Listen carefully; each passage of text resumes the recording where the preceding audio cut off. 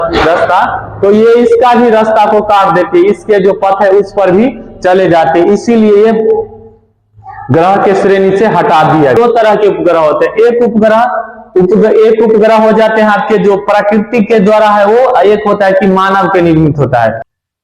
जय हिंद, आपका बहुत बहुत स्वागत है अपने इस चैनल पे। तो चलिए आज हम एक भूगोल की बहुत ही महत्वपूर्ण टॉपिक है सोलर सिस्टम है, जिसमें से एग्जाम में क्वेश्चन आपको देखने को मिलता है। जो टॉपिक महत्वपूर्ण है उस सब टॉपिक को हम पहले कवर कराते हैं ताकि आपको आसानी से एग्जाम में मिल जाए। तो सोलर जो सौर मंडल है, इसका इंग्लिश में कहा जाता है सोलर सिस्टम। क्या इंग्लिश नेम है इसका? सोलर सिस्टम होता है सूर्य का मंडल। इसका मतलब क्या होता है? सौर मंडल का मतलब सूर्य का मंडल होता है। जैसा कि आप लोग जानते हैं कि सूर्य जो है ये बहुत बड़ा है, बहुत बड़ा होने के कारण इसका द्रव्यमान बहुत बड़ा है, बहुत बड़ा द्रव्यमान है। इसके कारण इसमें गुरुत्वाकर्षण बल है जो काम करता है, और गुरुत्वाकर्षण के काम करने के कारण बहुत सी आकाशीय पिंडों को ये अपने पास आकर्षित करती है, जिसमें ग्रह हो जाएंगे आपके, उपग्रह हो जाते हैं, क्षुद्र ग्रह होते हैं, बौने ग्रह होते हैं, आकाशीय पिंड होते हैं। इस सभी को अपने तरफ जो आकर्षित ये करती हैं, तो इस सभी के बारे में आज हम जानेंगे। तो सबसे पहले हम जान लेते हैं सूर्य के बारे में कि सूर्य है क्या। तो सूर्य जो है वो मिल्की वे एक आकाश गंगा है। आकाश गंगा के मतलब एक गैलेक्सी है जो ऐसे है, ये हो गया मिल्की वे है। इसी आकाश गंगा में एक मिल्की वे गैलेक्सी है जिसका हिस्सा क्या है? सूर्य है। इतना बहुत बड़ा एक गैलेक्सी है जिसका एक छोटा सा हिस्सा क्या है आपका? तो सूर्य है। यहाँ एक छोटा सा हिस्सा क्या है?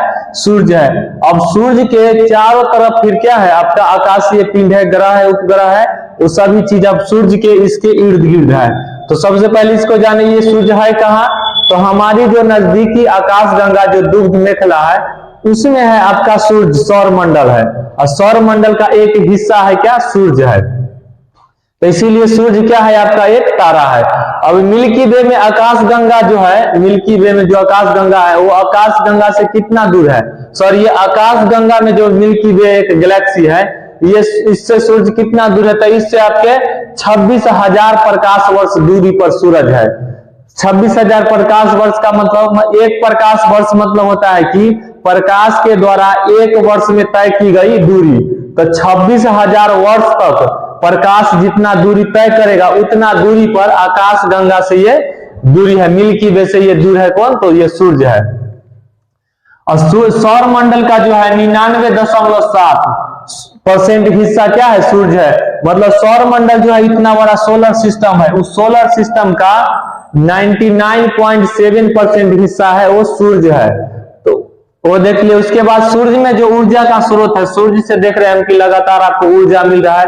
कोई भी जो ऊर्जा मिल रहा है वो सूर्य से ही मिल रहा है, क्या कि ऊर्जा का वो बहुत बड़ा स्रोत सूर्य है।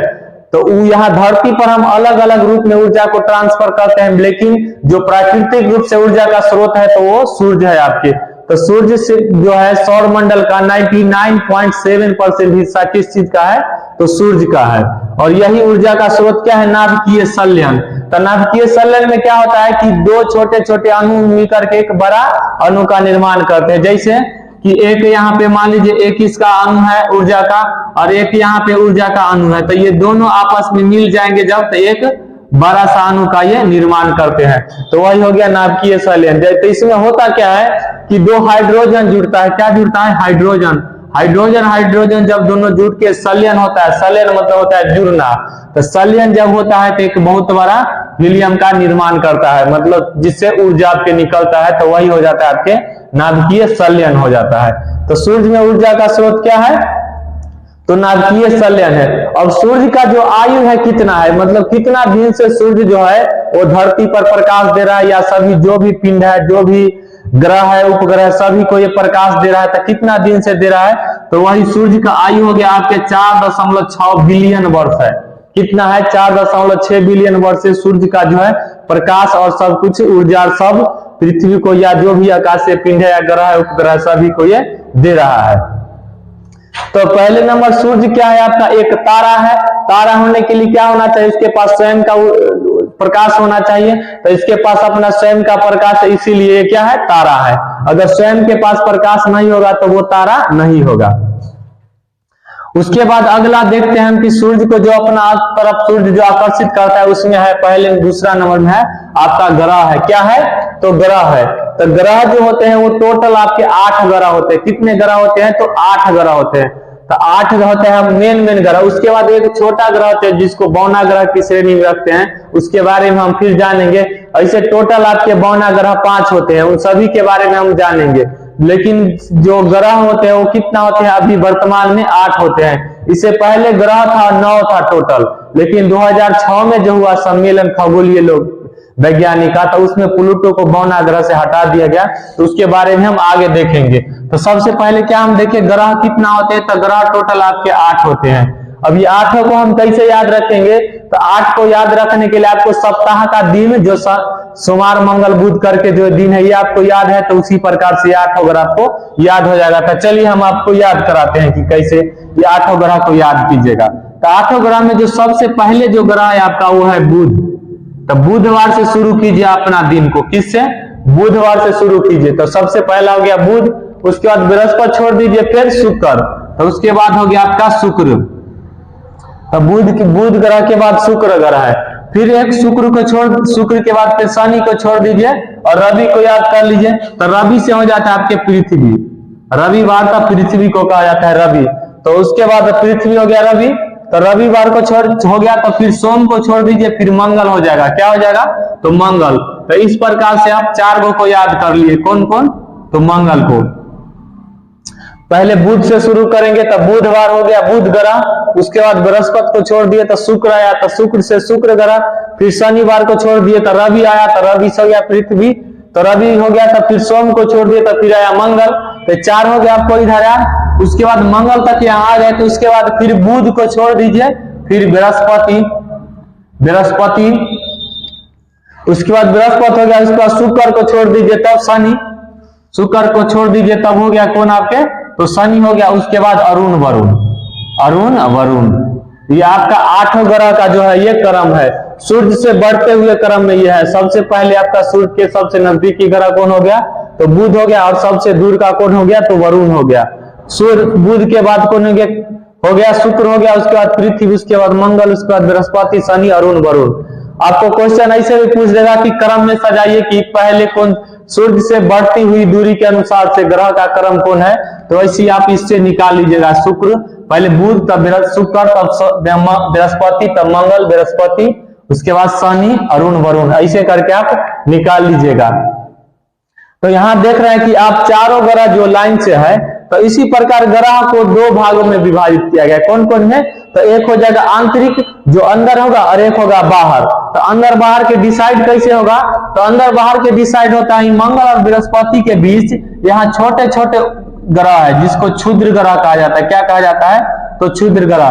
तो यहाँ पर क्षुद्र ग्रह जो एक डिवाइडिंग का काम करता है। क्षुद्र ग्रह क्या है कि एक छोटा छोटा आकाशीय पिंड है जिसका कोई निश्चित कुछ कहीं घूमते रहता है, किधर टकरा गया। तो ये हो गया आपका क्या है?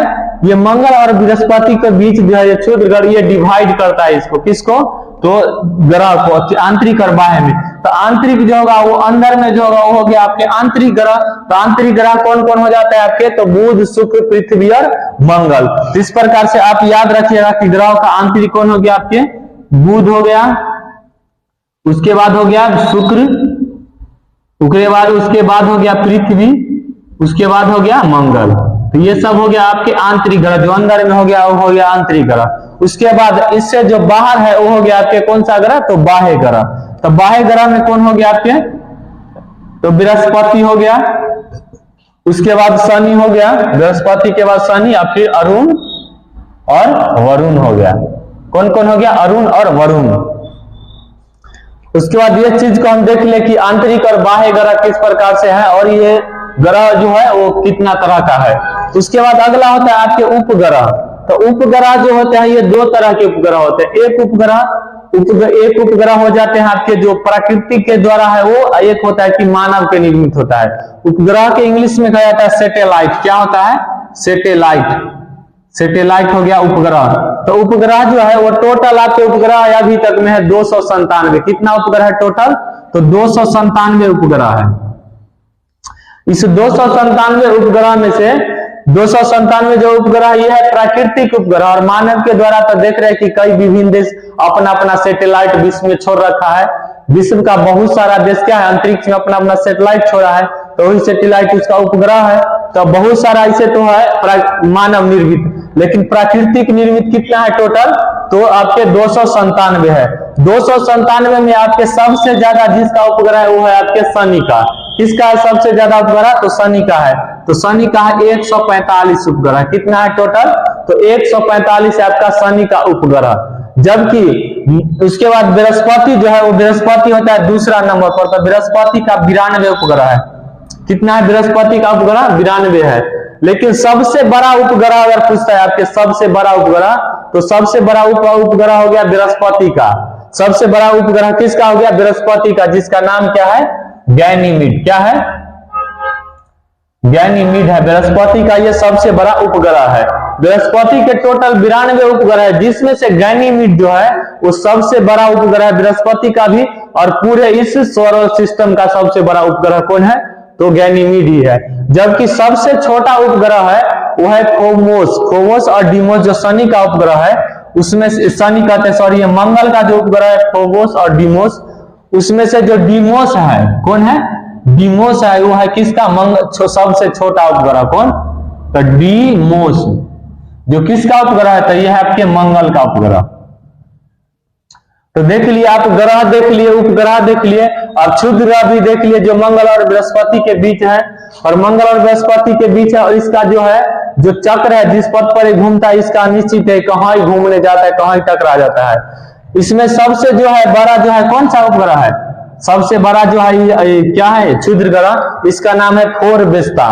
क्या है नाम, फोरबेस्ता। और सरेसर ये सब क्या है आपके उपग्रह, क्षुद्र ग्रह ही है। तो अगर उसके बाद क्षुद्र ग्रह के बाद हम आगे देखेंगे आपके बौना ग्रह। अब बौना ग्रह क्यों है, बौना के मतलब छोटा, ग्रह के मतलब ग्रह, एक ऐसा ग्रह जो बहुत ही छोटा है वो हो जाता है आपके बौना ग्रह। तो बौना ग्रह आपके टोटल कितना है, तो टोटल 5 है बौना ग्रह, लेकिन उसमें सबसे जो महत्वपूर्ण है वो है प्लूटो। प्लूटो क्यों महत्वपूर्ण है, क्योंकि प्लूटो पहले उपग्रह था, लेकिन 2006 में जो खगोल शास्त्री का जो सम्मेलन हुआ उसके बाद इसको बौना ग्रह के श्रेणी में रख दिया गया। प्लूटो को पहले ग्रह था, लेकिन 2006 के बाद इसको क्या किया गया कि बौना ग्रह के श्रेणी में रख दिया गया। क्योंकि इसका जो पथ है वो कैसा है, वृत्ताकार नहीं है।